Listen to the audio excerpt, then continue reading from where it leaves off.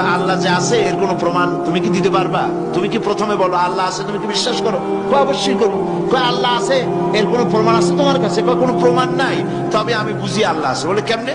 যে আমি তো ছাগলের রাখাল, আমি তো লেখাপড়া করিনি, আমি দার্শনিকও না বিজ্ঞানীও না কিছু না, ছাগল পালি। আমি চিন্তা করি ছাগলে খায় ঘাস আর পায়খানা করে কতগুলো ক্যাপসুলের মতো ট্যাবলেট, আল্লাহ যদি না থাকবে এগুলো হয় কেমনে? ওর মাথা যেমন ও বুঝছেও তেমন। কথা বুঝতে পেরেছে? ছাগলের রাখাল ছাগলের পায়খানা দেখা ওর মনেও চিন্তা আসে নিশ্চয়ই কেউ পরিকল্পনা করে এরকম করে।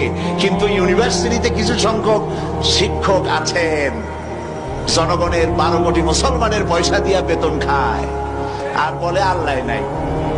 একজন তো এই কথা কয়ে মরিয়ে গেছে। মরার সময় বেচারা বুঝতে পারছে যে কবরে গেলে দশাটা কি হবে, সেই জন্য কবরে যাব না।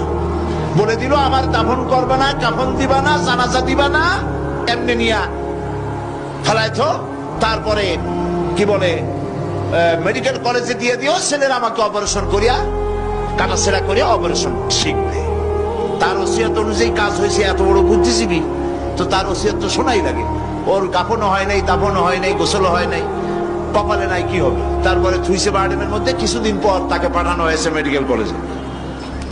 মেডিকেল কলেজের ছাত্ররা যখন শুনলো যে ওই লোকটার লাশ আসতেছে, ওরা দাঁড়ায় বলছে আল্লাহর রাস্তায় মাফ চাই, এই হুজুর এখানে আনবেন না।